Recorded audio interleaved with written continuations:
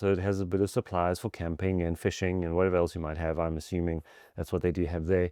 Um, they were robbed by Caleb and his two boys, and because they need some supplies, they need certain things on their travels and on their stay in the wild, because that's you just can't get the food easily unless you're a hunter, and you can't just get whatever you need, like any of the milks and the liquids and whatever else. You never know what they might need, and maybe even just fishing gear. Who knows what they're hunting for, because they didn't actually say. But that's where it turns out that there's also concern for this particular lady who went missing, and Duncan confirms that that was Tessa. She hasn't come back, she hasn't reported back yet, and it's getting dark and everybody's concerned. So they're going to send out a bit of a search party as well. So everything ties in at that one little moment. But the interesting part is where Duncan does not wait for the authorities, because he knows that he can do better than them because of experience, not because of him being a better person, just because of his life. He can actually do so much more than what most mortals can do because of experience.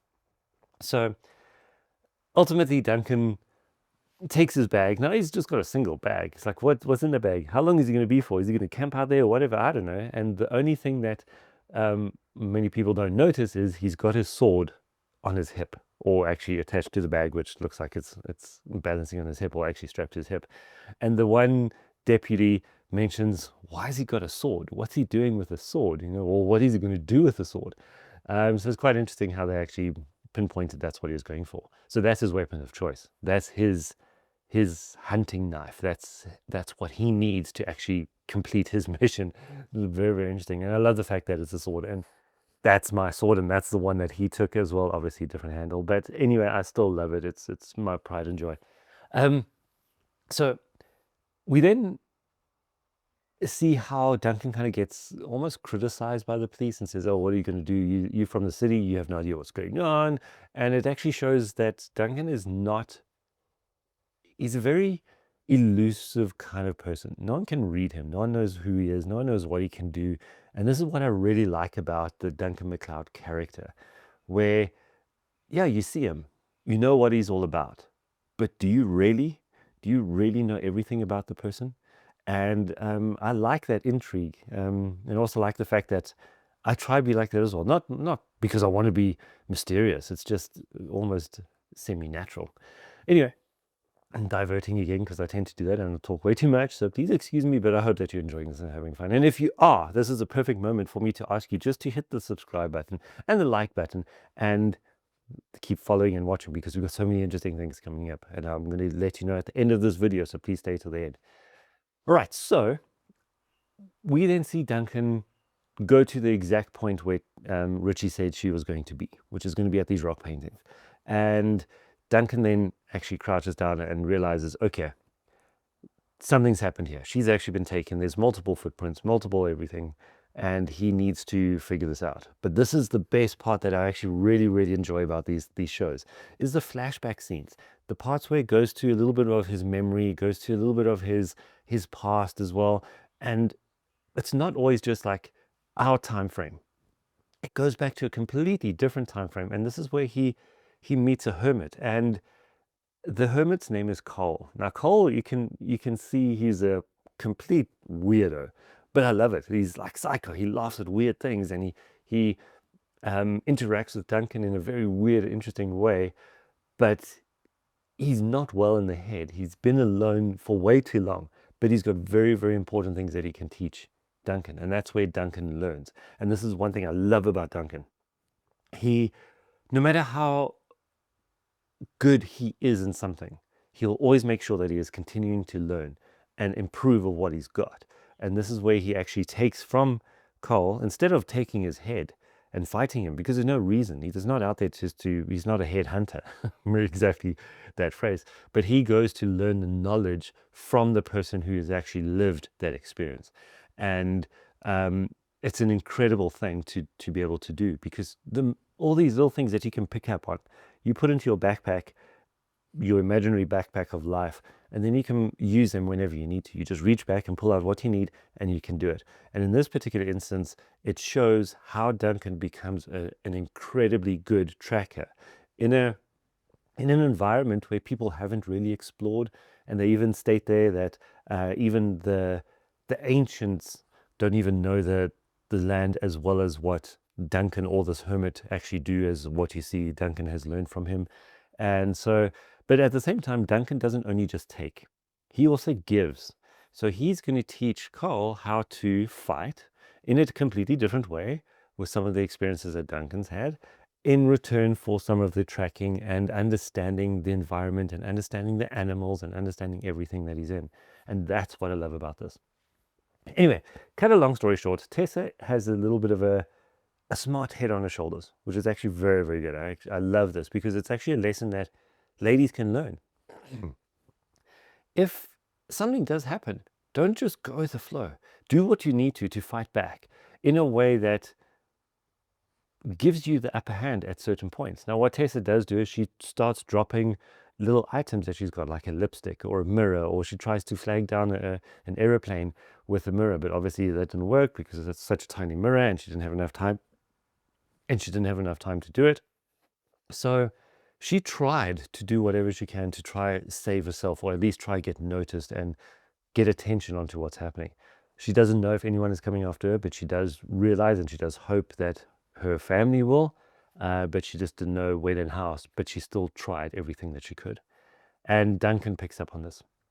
Now, you see Duncan as a very stealthy kind of person. He knows how to maneuver in this environment, and it actually picks up where he actually catches Joshua off guard and puts the blade right to his neck, which is a very unusual weapon to have in the bush, but I would have it. I'd take a sword through. Even in the zombie days, I'd love to be able to have a zombie experience, and then there I am with my sword, and I'll do whatever I need to do just to survive. So that's a completely different mindset, but yeah. And so you see Duncan, that's where he gets caught. Now, this is also another very interesting thing. Duncan is not scared. He knows what's going to happen, but he knows what he can live through. And he wants to freak out and play a complete mental game with these guys because they take him to a cliff's edge where they have pushed people over before, or made them beg for their lives before they kill them and dump their bodies down where no one will find them, and they'll just rot away and become a whole bunch of bones. Now they're expecting Duncan to do the same thing. They're expecting him to beg for his life, and Duncan doesn't. He's not that kind of person. He's not going to cower, and he's not going to bow down to someone who feels they've got more authority over him. He stands his ground, but yet he doesn't stand. He goes and jumps off completely and shocks these people out of their mind, because like, how would you do that? What, you must be a little bit crazy just to jump off and fly. But this is where the mental game actually plays a big part towards the end of the episode, because he comes back. Obviously, Duncan doesn't die. You see him all broken and bent, mangled at the bottom of this gorge, and he makes his way through. But it must be so interesting to see. I'll touch on that now. But he comes back and he plays a mental game against the other two young boys who aren't immortal. They don't understand this whole world. And they see him and they think he's a ghost. They can't believe that he's alive. They don't know what's going on. And it's actually so interesting, especially when it comes to Joshua. We see Duncan in the bottom of the ravine, or this gorge, and he's broken, mangled, bent, and arms and everything distorted, all of his bones broken. And then you kind of see him repairing himself. So his fingers kind of snap into place, and all the bones, you can hear all the cracking and everything kind of repairing itself. I can only imagine how painful that moment must also be. Because first of all, you've fallen. You've broken everything. You've now died. You're waking up to yourself being completely broken still. And what's happening there is you are now repairing yourself back to what should be normal. But imagine the pain as all those repairs happen, because it's like re-breaking a bone to put it back into place. So you're setting it where it needs to be. But luckily, as an immortal, you heal quite relatively quickly. But I don't think it's without pain. So it must be quite agonizing just to go through that regeneration every single time that you have an experience of damage or pain or hurt or injury. It would be quite interesting to hear from someone who does go through that. I haven't. I'm not immortal. I wish I was. But anyway, one day. You never know.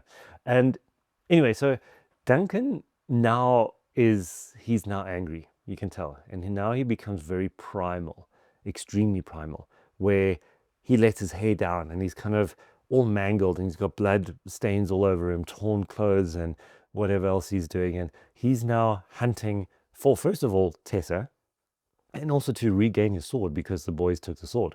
And that's when they alerted Caleb that there's an immortal on their trail. But they didn't know he's an immortal, but Caleb kind of understood that, and then Tessa obviously confirmed it down the line.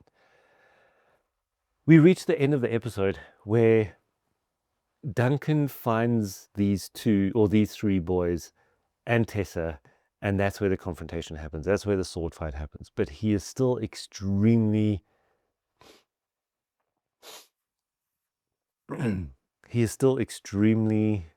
covert, and he's like a predator on the prowl just to try get his prey. And you see Joshua going after him because now Caleb has said, go find him, he must be around, whatever it might be, because he heard him and all this kind of stuff that alerts Caleb to this. And Joshua goes out to try track down Duncan. But he doesn't know it's Duncan. He just thinks it's someone else, cops or whatever else it might be. And this is where you see the mental game, because Joshua kind of gets stunned and shocked knowing that this guy's alive. How is that possible? How did he survive a fall like that he knows that there's no way out? And even the climb must have been hectic and crazy. But one nice thing about this is Duncan doesn't kill just for the sake of killing. Like even this boy Joshua, he traps him, he ties him up, he hides him away so that the police can find him, or Duncan can go back and get him and take him down to the authorities if need be. But he kind of binds him in a place that he can't get out of, and now he's free to continue doing the rest of his mission, which is to save Tessa. You see a sword fight happening at this point in time, because that's where he reaches Caleb and where they are, and Tessa's there. And I think this must be a bit of a shock for Tessa, because this is the first time Tessa has ever seen Duncan like this, first of all, in like this primal mindset, and second of all, fighting another immortal in her space to the degree of a quickening, to the end of that exact fight. And this is what happens. Caleb and Duncan fight each other in the water on the stony beach. It's actually such a beautiful scene because of the nature that's around it, and the splashing of the water and the aggression within this fight. It's not a clean fight. It's a very rough kind of tackle, splash in the water, using different weapons. Duncan doesn't use his sword anymore because now Caleb's using that sword, but Duncan picks up what Caleb had, which is a very, very big axe, quite a curved shape axe, and he fights with that. So obviously he's got skill in multiple weapons, and this shows you that Duncan has the experience with multiple different generations of weaponry. So no matter what he picks up, he should be able to use to a degree. And he doesn't even finish the fight with his own sword. He uses this axe to decapitate Caleb. But now this must be the scary part. This is where Tessa sees the quickening. This is where Tessa sees Duncan in his most vulnerable moment, after the quickening itself, after he's received all of that power and all that energy and everything that's happened from that, because Duncan is completely weak. And this seems to happen with every single immortal. And it's interesting to know that people don't attack other people immediately straight after the quickening itself. And it's always a one-on-one fight, which is quite gentlemanly-like, if you want to call it that. But yeah, anyway, I hope that you enjoy this, because I really, really enjoy this episode. And I think it's one of the most interesting ones, because it's different. It takes you into a completely different world again. It takes you into a different mindset of what the Immortals are and who they are and how they can actually work. So it's quite interesting. Thank you so much for staying till the end. I hope that you really enjoyed it. But just to let you know that I've actually put up an episode or an interview that I've had with Stephen Macht, and he plays in an upcoming episode that we're going to be dealing with just now, very, very soon, in the next week or two, and that's called the Sea Witch. And he is a character that Duncan knows. Vladimir is his name. An amazing guy. If you want to know a little bit more about his lifespan and everything, please go and watch this. I do want to say that I'm actually extremely sad about how this all worked. where we were, our signals were terrible. So we got the audio perfectly, but some of the visuals weren't as crisp and clean as what it could be, especially through a Zoom link itself. But I still did what I could, and I hope that you enjoyed. And please forgive me when it comes to those visuals, because it happens. You know, what can you do sometimes? But at least we're able to hear his story, see some of the interesting facts and behind the scenes memories that he had from the actual scene itself, or the episode itself, with Duncan and Adrian, Paul, and the Highlander series itself. So yeah, it's going to be great. I am going to be uploading a whole bunch more episodes. I've got quite a few that are coming up. I've got quite a few scheduled with some of the actors from Highlander, some of the big guys, small guys, a range of people, and it's going to be so interesting to see those. In addition to that, I'm going to be doing a breakdown on various different elements of it. So we're going to be doing some music breakdowns. We're going to be doing some weaponry breakdowns. I'm also going to be touching on the stunts. So because I do stunts here, I teach a whole bunch of stunt people. I'm going to be breaking down my point of view of how those stunts are created. I might be completely wrong compared to what they did and what their choreographer did, but it doesn't matter, because it's my interpretation of what I like to see, and hopefully that you'll actually see or learn something from that. But that's going to evolve to something very, very interesting, which I'm going to be launching in about a month's time. So you want to keep watching what we do, because you do not want to miss out. This is where it's going to benefit you in such a way that you're going to be part of the Highlander idea, the concept, maybe even a bit of a game show. You never know. So little tips and Easter eggs that I'm dropping out there.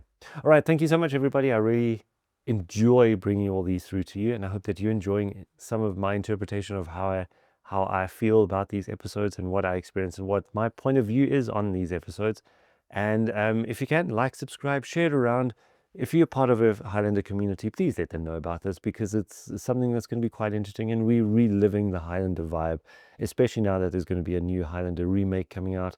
Why not? Why don't we just bring this back up and reignite the fandom when it comes to Highlander? Thank you so much, everybody. Have a great one. Cheers. Bye.